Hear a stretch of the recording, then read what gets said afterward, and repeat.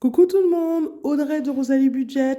Je suis contente de vous retrouver aujourd'hui via cette petite vidéo et j'ai beaucoup de choses à vous dire. Il y a encore beaucoup de choses qui ont changé dans ma vie. J'ai enfin trouvé un poste en CDI, donc nouveau challenge, nouvelle vie. C'est proche de chez moi, belle petite équipe toute jeune. Ça paraît assez prometteur. Je suis assez contente. J'espère que ça va bien se passer car ce sera donc du coup je passe de l'intérim au CDI. J'ai déjà commencé et m'y plaît bien pour l'instant en tout cas. Par contre, du coup, il y aura beaucoup de changements ce mois-ci. Eh bien, on va voir ça ensemble. Pour les nouveaux arrivants, je fais un petit rappel. Donc, je m'appelle Audrey, je suis maman d'une petite fille, Mamaï, qui a 3 ans, mère célibataire, à la charge à 100%. Je m'en plains pas, je vis très bien, il n'y a pas de souci. J'avais des grosses déboires financières. Je suis en train de les régler petit à petit. Ça va prendre du temps. Je me suis donné à peu près 1 an. Pour l'instant, c'est en bonne voie. J'ai été comme je le disais aussi, intérimaire. Bah écoute, voilà, bah, je suis bien contente. Je suis bien contente de passer d'intérimaire à CDI, ce qui veut aussi dire que mes projets personnels que j'avais, que je voulais pas encore vous annoncer parce que je n'avais pas encore la situation, sont aussi, vont aussi et sont aussi en train d'avancer et je suis plutôt contente. On va passer donc maintenant un petit peu de temps ensemble pour faire mon budget du mois de mars. Qui dit mois de mars dit que le soleil est de retour. Ces derniers temps, il était là, mais des fois, il n'était pas là. Mais bon, en tout cas, c'est le retour du soleil, c'est le début du printemps. Le printemps va commencer à la fin de ce mois-ci. Ça veut dire aussi pour moi que je pars au Brésil. Je vais aller me reposer pendant une semaine avec mon ami. Je vais en profiter. Comme je vous ai dit, nouveau travail, nouvelles habitudes, nouveaux changements. Il y a des choses que je vais devoir réapprendre à faire. Par exemple, ne peux plus prendre des transports en commun parce que c'est loin et que l'accès en transport en commun de mon nouveau travail n'est pas assez facile. Mais ça va changer un petit peu mon budget. C'est pour ça que je vais prendre aussi le temps de le faire tranquillement aujourd'hui avec vous. Allez, on y va. On perd pas plus de temps que ça et on se lance. Donc j'ai calculé mes revenus de ce mois-ci, car le mois de février, j'ai donc eu la fin de mon contrat que j'ai dû arrêter, donc j'ai dû faire une démission pour pouvoir accéder à mon nouveau contrat. Entre deux, il y a eu quelques jours off et je ne m'attends pas à plus de 2 300 € ce mois-ci. Et la cave, toujours 184 €. Ce qui fait un total de 2 484 € pour ce mois-ci. Ça diminue toujours, mais c'est pas grave. J'ai dû prendre du sans-solde, j'ai dû faire une semaine de chômage. Et comme j'ai quand même un salaire assez conséquent, du coup, je n'aurai pas de rentrée de Pôle emploi. Mais c'était le jeu aussi, hein. C'était le jeu, c'était le jeu. J'ai décidé de prendre quelques jours pour pouvoir respirer avant de commencer mon nouveau poste. Et bah, ça se schématise directement dans mes revenus qui diminuent. Alors, concernant mes charges fixes, le loyer reste toujours le même, les assurances toujours pareil. Au niveau de la banque, idem que le mois dernier, donc 15 €, 17 € d'internet et 9 € pour le téléphone. Disney Plus, c'est toujours là. La mutuelle aussi. Et ce qui a changé, c'était que, oui, oh mon Dieu, j'ai pris une facture de 500 € d'électricité et pour 2 mois. Et non, non, non, c'est pas possible. Je ne peux pas payer 500 € d'électricité pour 2 mois. Et sachant que je n'ai pas encore assez économisé pour pouvoir faire face à ce type de situation. Donc j'ai contacté le fournisseur d'électricité, mon fournisseur d'électricité, et on a convenu à payer 110 € d'électricité chaque mois. Euh, voilà, donc c'est pour ça que mes charges fixes, elles augmentent un petit peu et elles passent à 950 € pour ce mois-ci. Alors, concernant mes autres charges, donc je garde le cours d'anglais, donc toujours 25 € par mois, et je vais faire 2 catégories essence. Donc, première catégorie essence que je vais utiliser en carte bancaire, Ce serait l'essence que je vais utiliser pour aller au travail parce que j'ai à peu près 45 minutes de transport. Et pour le moment, je n'ai pas de télétravail, donc ça veut dire que j'ai tous les jours en voiture. Il va me falloir au moins deux pleins par mois, au moins. Donc je me suis mis de côté. De toute façon, la catégorie essence correspond à peu près à la catégorie euh, là, ici, TER et parking, où je payais 104 euros, un petit peu moins, mais je suis obligée de me mettre un poste de dépense pour pouvoir aller travailler. Donc, ce qui m'embête un peu, c'est du coup réutiliser la voiture, parce que la voiture, j'utilisais pratiquement plus depuis maintenant 4 ou 5 mois.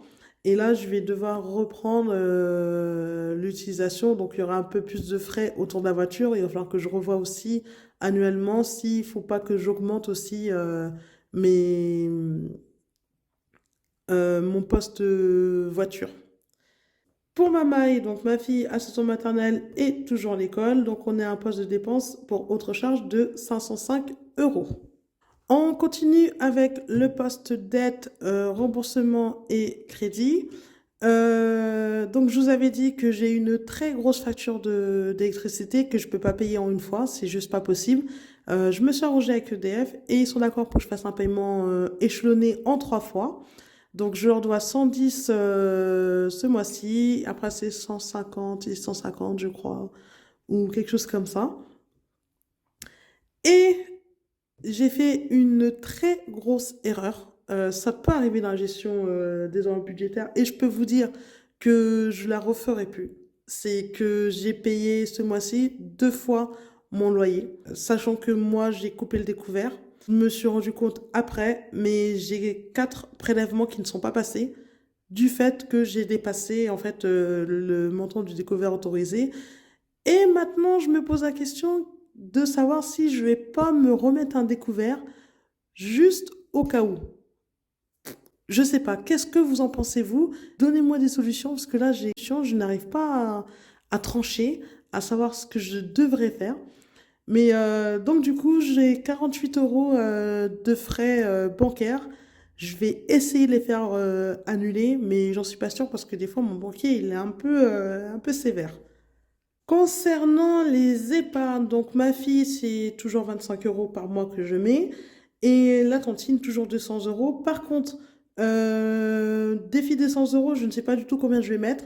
Tout dépendra de mon reste à vivre et comment je vais répartir pour mes enveloppes. Comme je vous ai dit, ce mois-ci, je vais pas beaucoup dépenser parce que j'ai prévu de partir en voyage au Brésil. Et pour le Brésil, je me suis prévu une belle enveloppe de 300 euros. À voir comment on va faire. Donc, mon reste à vivre, bien sûr, avant d'avoir retiré cette partie-là, c'est pour ça qu'il n'y a pas de... Comme vous voyez dans le total, il n'y a pas de total pour les épargnes. Et quand on est à 746, comme je vous l'ai dit et je vous le rappelle encore, ma situation a changé. Donc, avant, j'avais une cantine scolaire, enfin une cantine d'entreprise, pardon. Maintenant, j'ai des tickets resto. Donc, pour moi, en alimentaire, je pense que 250 euros, c'est assez. Je ne compte pas les tickets resto. Et surtout, je pense que je vais faire comme avant, des gamelles. Voilà, je vais faire des gamelles pour aller au travail. J'ai pas d'autre choix. J'ai pas envie de dépenser des tickets resto dans des restos tous les jours. Surtout que le montant des tickets resto n'est pas ouf. Et en plus, ces tickets resto, je les ai pas ce mois-ci, je les aurai le mois d'après. Donc je pense que 250 euros, ça va. Surtout que je retire aussi une semaine pour moi. Et donc une semaine pour ma fille. Car à cause de mon voyage. C'est totalement faisable. Au niveau de la santé intransigeante, je reste à 100. Le fonds d'urgence, toujours 50 euros. Ce mois-ci, pour les plantes, je mets rien du tout. J'ai décidé de rien mettre du tout. Je n'ai rien à mettre dans les plantes, donc voilà. Au niveau anniversaire, donc j'ai un anniversaire, enfin j'ai deux anniversaires et 50 euros pour moi, c'est amplement suffisant. Ben on va faire la calcul de ce qui me reste.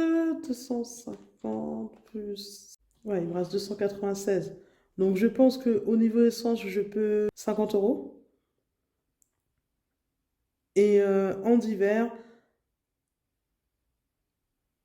100 euros. Ce sera bien. Donc ça fait que du coup, 746 moins 100 moins 250 moins 50 moins 50 moins 100 moins 50. Il me reste ici, je vais pouvoir mettre dans mon défi des sans enveloppe 146 euros. Et du coup, mon budget base zéro, il est bon. Donc, j'ai réparti 600 euros ce mois-ci dans les enveloppes. Le but, c'est de continuer à diminuer. Donc, 600 euros par mois pour l'alimentaire, la santé, enfin, en tout cas pour tout ce qui est variable. Pour moi, c'est bon. Il faudrait que j'arrive à descendre à 500 euros pour pouvoir augmenter derrière au niveau des défis de sans enveloppe. Et donc, du coup, augmenter euh, ma capacité d'épargne. Pour l'instant, ça va. Comme d'habitude, je vais avoir ma paye à la moitié du mois, donc le remplissage se fera avec la moitié du mois. Le début du mois, je vais travailler, je vais utiliser mes épargnes du mois précédent, même si elles ne sont pas beaucoup. Et c'est ce qui va me permettre de tourner. Donc j'utilise, comme j'avais dit, comme je l'ai déjà dit plusieurs fois, j'utilise en fait mes épargnes comme fonds de roulement. Et dès que mon salaire arrive, je me rembourse immédiatement. Et enfin, je remets aux épargnes ce qui appartient aux épargnes. Et le reste à vivre sera ainsi. Bien, et bien écoutez, je suis très contente de vous avoir retrouvé aujourd'hui, de vous avoir annoncé que mes projets avancent, continuent. Je vous remercie encore de soutenir tous les jours. Continuez, n'hésitez pas. Un petit like, un petit commentaire, c'est plutôt bénéfique pour moi et aussi pour vous. N'hésitez pas si vous avez des questions, si vous avez autre chose, si vous avez des sujets que vous voulez que j'aborde, que je fasse des recherches pour vous. Je suis là pour vous. Je vous dis à très bientôt. Prenez soin de vous et prenez soin de votre famille. À bientôt.